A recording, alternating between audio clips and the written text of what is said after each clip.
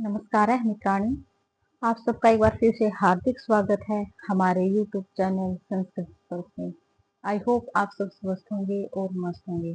मैं उम्मीद करती हूँ कि आपने मेरी पिछली वीडियोस देख ली होंगी और आपको समझ में भी आ गई होंगी।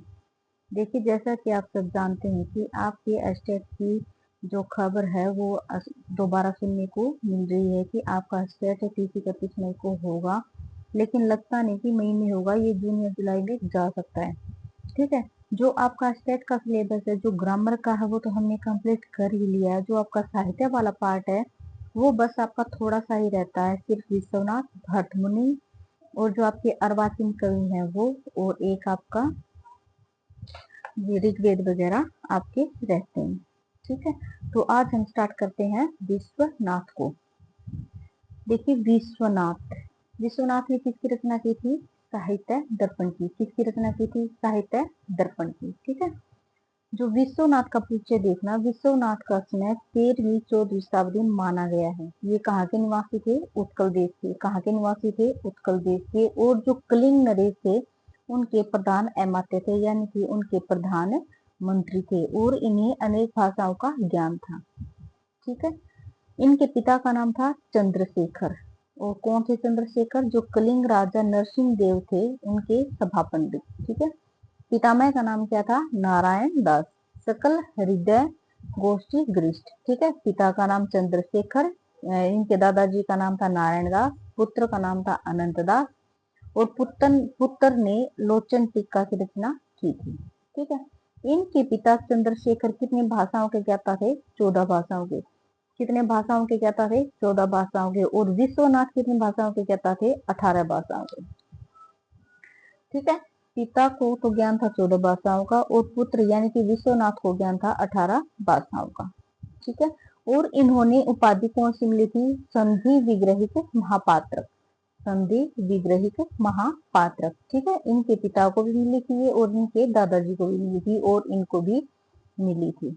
ठीक है। आचार्य विश्वनाथ की अनेक कृतियां हैं। ये मात्र काव्य शास्त्री नहीं थे, उस समय के श्रेष्ठ कवि भी थे, इसलिए इन्हें कविराज की उपाधि भी प्राप्त हुई है। किसकी उपाधि भी प्राप्त हुई है? कविराज की। ठीक है। महाकाव्य, खंड काव्य, नाटक आदि विविध विधाओं में इन्हें अनेक ग्रंथ लिखे, और काव्य प्रकाश मम्मट पर इन्होंने काव्य प्रकाश दर्पण नामक टीका लिखी। ठीक है। काव्य प्रकाश की रचना है? मम्मट की। और काव्य प्रकाश के ऊपर टीका कौन सी लिखी है? काव्य प्रकाश दर्पण किसने लिखी है? विश्वनाथ ने। ठीक है।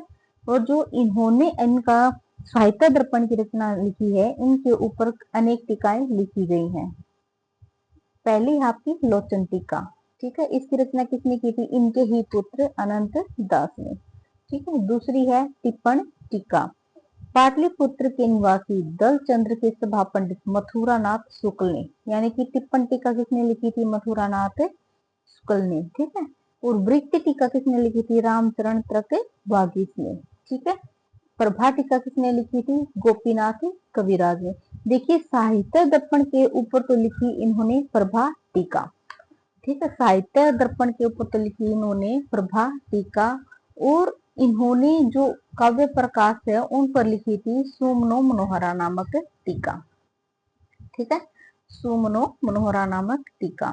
विज्ञ प्रिय टीका किसने लिखी? महेश्वर भट्ट ने। लक्ष्मी टीका किसने लिखी? आचार्य कृष्ण मोहन शास्त्री ने। और ये इसकी भाषा कौन सी है? प्रांजल। भाषा कौन सी है? प्रांजल। प्रांजल यानी कि उलझी हुई। याद रखना, ये पूछ सकता है कि प्रांजल भाषा में कौन सी टीका है? लक्ष्मी टीका। और किसने लिखी है? आचार्य कृष्ण मोहन शास्त्री ने। विमला टीका किसने लिखी है? पंडित शालिग्राम शास्त्री ने। ठीक है। और चंद्रकला टीका किसने लिखी है? आचार्य शेषराज शर्मा रेग्मी। ये दोनों भाषाओं में उपलब्ध है, हिंदी और संस्कृत में। ठीक है। प्रांजल भाषा में कौन सी है? लक्ष्मी टीका। और दोनों भाषाओं में, हिंदी और संस्कृत में, कौन सी है? चंद्रकला टीका। शशि कला टीका किसने लिखी है? डॉक्टर सत्यव्रत सिंह शर्मा ने। ठीक है। यह भी हिंदी भाषा में लिखी गई है। मंजू टीका किसने लिखी है? आचार्य लोकमणि दाहल ने। ठीक है। ये इंपॉर्टेंट टीकाएं हैं, भी इनको याद रखना। एक या दो बार करोगे ना, या 2 या 3 बार, वैसी भी ये वीडियो देख लोगे ना, तो जब एग्जाम में बैठोगे तो आपको ऑप्शन देखते ही ध्यान आ जाएगा। ठीक है। नेक्स्ट आपकी साहित्य दर्पण की विषय वस्तु। साहित्य दर्पण को मुख्यतः कितने भागों में बांटा गया है? 3 भागों में। पहली है कारिका, दूसरी वृत्ति और तीसरा है उदाहरण। पूछ सकता है कि साहित्य दर्पण की विषय वस्तु को मुख्यतः कितने भागों में बांटा है? 3 में, कारिका, वृत्ति और उदाहरण। ठीक है, और इसके अंदर परिच्छेद कितने हैं? 10। कितने परिच्छेद हैं? 10। ठीक है, और जो इस रचना में काव्य शास्त्र व नाट्य शास्त्र दोनों का भाव है, अतः इसे लक्षण ग्रंथ के नाम से भी जाना जाता है। किसको जाना जाता है? साहित्य दर्पण को किस नाम से भी जाना जाता है? लक्षण ग्रंथ के नाम से भी जाना जाता है। इसके अंदर परिच्छेद कुल कितने हैं? 10। ठीक है, कितने परिच्छेद हैं? 10। पहले परिच्छेद के अंदर क्या है? इसके अंदर 4 वर्ग है ना, उन 4 वर्ग को प्राप्त करने के बारे में बताया गया है। ठीक है, चतुर्वर्ग या पुरुषार्थ को प्राप्ति के प्रयोजन बताए गए हैं। ठीक है, ठीक है। इन्होंने जो मम्मट के द्वारा लिखित काव्य प्रकाश, कुंतक, भोज और आनंद वर्धन आदि के काव्य लक्षणों में दोष दिखाकर अपने काव्य का लक्षण प्रस्तुत किया है। इसके अंदर मंगलाचरण क्या है? आशीर्वादात्मक। कौन सा मंगलाचरण है? आशीर्वादात्मक। और इसके अंदर किसकी प्रार्थना की गई है? वाग्देवी सरस्वती की। किसकी की गई है? वाग्देवी सरस्वती की। ठीक है, शरत इंदु। ठीक है, ये जो शुरू वाला है और लास्ट वाले दे देगा, बीच में दो दो देके पूछ सकता है कि ये मंगलाचरण किससे लिया गया है। ठीक है, किसकी रचना से है? तो ये है आपका विश्वनाथ की रचना से, साहित्य दर्पण से। इसके अंदर ध्यान रखना सिर्फ इतना कि इसके अंदर मंगलाचरण कौन सा? आशीर्वादात्मक। और किसकी प्रस्तुति की गई है, यानी कि किसकी पूजा की गई है? यानी कि वाग्देवी सरस्वती की। ठीक है, काव्य के प्रयोजन क्या है? चतुर्वर्ग फल प्राप्ति, सुखादि अल्पादि अल्पाधि व्यापी, काव्यादेव यतहतेन तत्स्वरूपम निरूपयते। यानी कि जो आपके वेद और वेदांग है, उनको सिर्फ वही पढ़ सकता है जिसने महारत हासिल की हो, जो बहुत ही ज्यादा बुद्धिमान है। सॉरी भाई, सॉरी। ठीक है, लेकिन जो साहित्य दर्पण है, इसको कम बुद्धि वाला इंसान भी इसको पढ़ सकता है और अपने जो इसके 4 चतुर वर्ग है, उनको ये प्राप्त कर सकता है। 4 वर्ग कौन से हैं? धर्म, अर्थ, काम व मोक्ष। धर्म, अर्थ, काम व मोक्ष। ठीक है।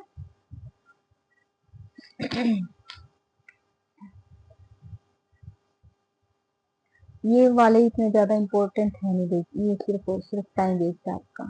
ठीक है, नेक्स्ट है इसके अंदर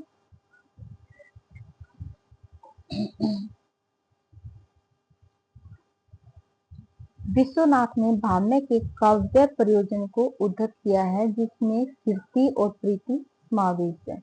ठीक है, किसके काव्य प्रयोजन को? भाम्य के काव्य प्रयोजन को उद्धत किया है, जिसमें कीर्ति और प्रीति का समावेश है। विश्वनाथ भी अपने चारों पुरुषार्थों के अतिरिक्त, 4 पुरुषार्थ मतलब धर्म, अर्थ, काम और मोक्ष के अतिरिक्त कीर्ति और प्रीति को भी काव्य का प्रयोजन शामिल किया है। ठीक है, कृति का तात्पर्य क्या है? यश, और प्रीति का तात्पर्य है ब्रह्मानंद।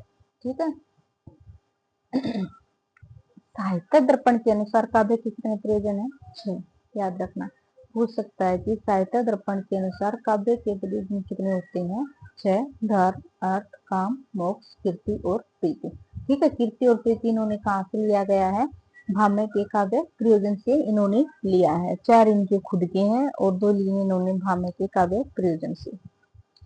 क्लियर यहाँ तक? ठीक है, नेक्स्ट है काव्य लक्षण।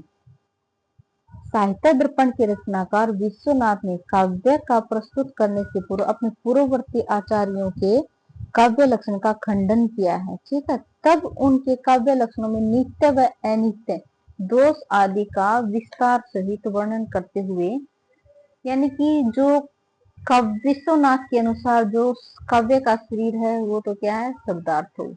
इंपॉर्टेंट है भाई, ध्यान रखना है इनका। काव्य का शरीर क्या है? शब्दार्थ। आत्मा क्या है? रस। रीति क्या है? अवयव संस्थान। गुण क्या है? सूर्यादि। दोष क्या है? कांतवादि। और अलंकार क्या है? कटक कुंडलादि। ध्यान रखना भाई इनको। ठीक है, पूछ सकता है कि इनका मिलान करो, मिलान भी पूछ सकता है। ठीक है, काव्य का शरीर क्या है? शब्दार्थ। आत्मा क्या है? रस। रीति क्या है? अवयव संस्थान। गुण क्या है? सूर्यादि। दोष क्या है? कांतवादि। और अलंकार क्या है? कटक कुंडलादि। ठीक है। इस प्रकार 200 से युक्त काव्यों का विवेचन करते हुए विश्वनाथ ने अनेक काव्य शास्त्रियों का काव्य लक्षणों का क्या किया है, इन्होंने खंडन किया है। ठीक है। विश्वनाथ ने जो सबसे अधिक विस्तार रूप से खंडन किया है वो किसका किया है, मम्मट के काव्य लक्षण का। मम्मट के काव्य लक्षण का खंडन किया है इन्होंने। ठीक है। और आनंदवर्धन के जो लक्षण है काव्य से आत्मा ध्वनि का भी इन्होंने खंडन किया है। और उन्होंने काव्य का लक्षण क्या दिया है, इन्होंने वाक्यम रसात्मक काव्यम। ठीक है। आनंदवर्धन ने क्या लक्षण दिया था, काव्य से आत्मा ध्वनि। ठीक है। और इन्होंने इनका भी खंडन किया है, और जो आचार्य मम्मट है उनका भी इन्होंने खंडन किया है। ठीक है।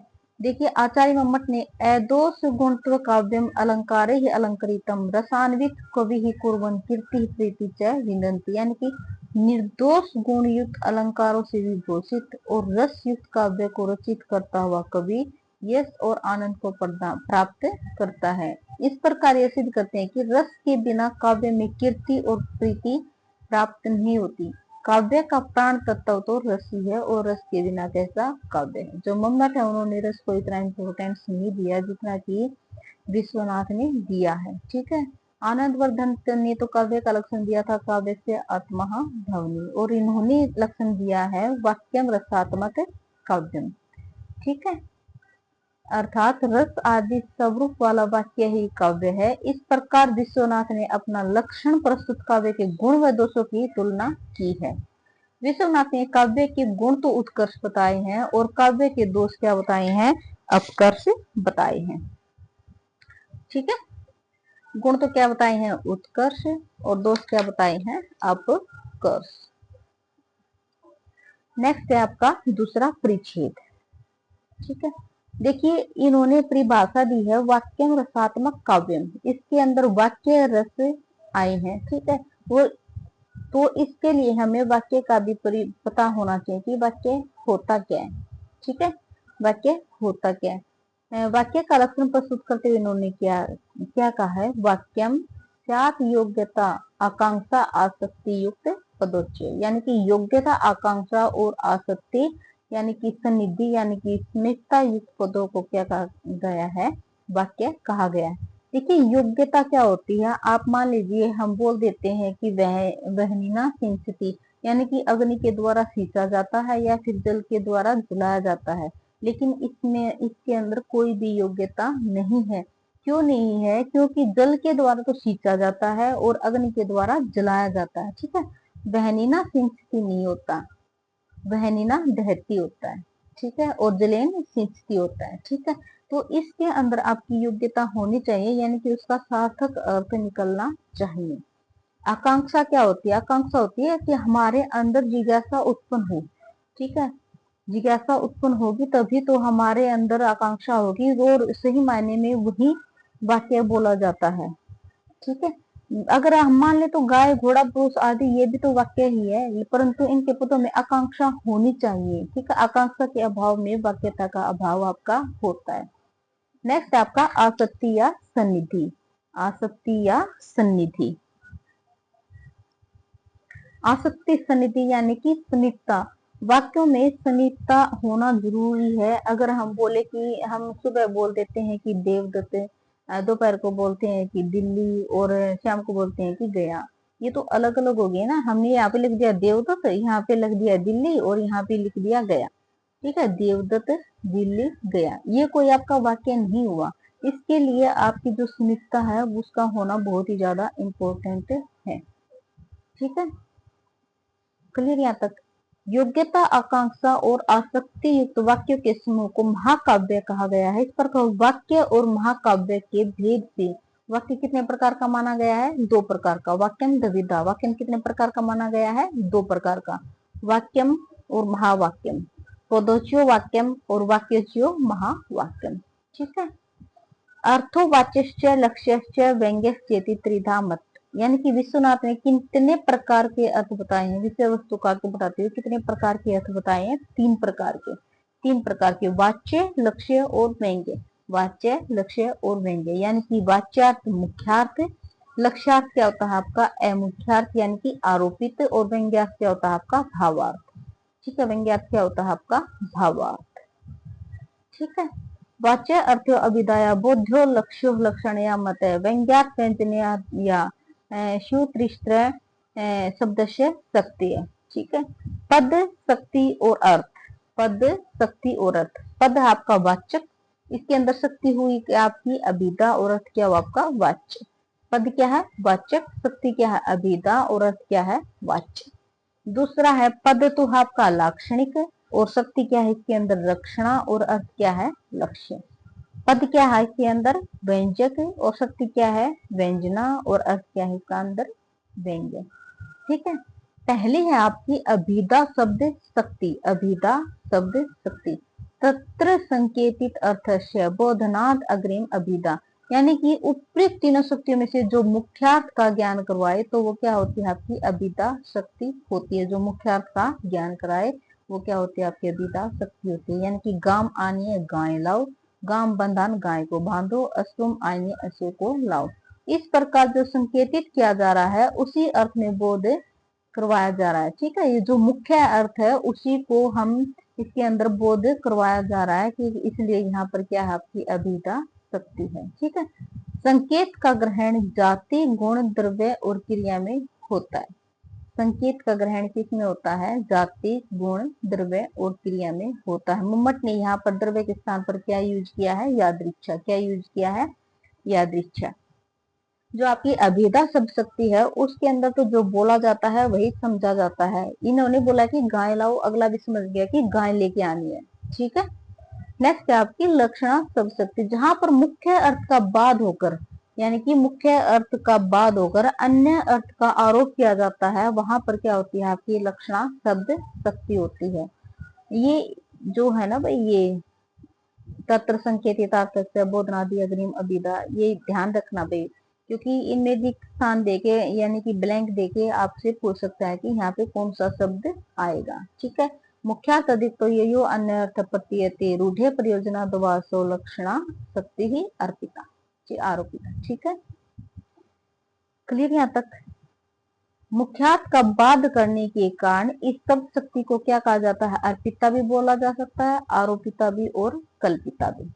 ठीक है, इस कारिका को हम 3 भागों में विभाजित करेंगे। कौन सी मुख्यार्थ बाद होता दुक्तो रूढ़े प्रयोजनात् व, दूसरा है ये यो अन्योर्थ प्रतीयते सा लक्षणा और तीसरा है असौ अर्पिता शक्ति। ठीक है, जैसे कि अगर हम बोल देते हैं कि कलिंग साहसिक है, कलिंग साहसिक है, हम क्या समझे कि कलिंग एक देश है, हम समझेंगे कि देश साहसी है, लेकिन देश साहसी नहीं है, वहां पे उस देश के अंदर रहने वाले लोग साहसी हैं।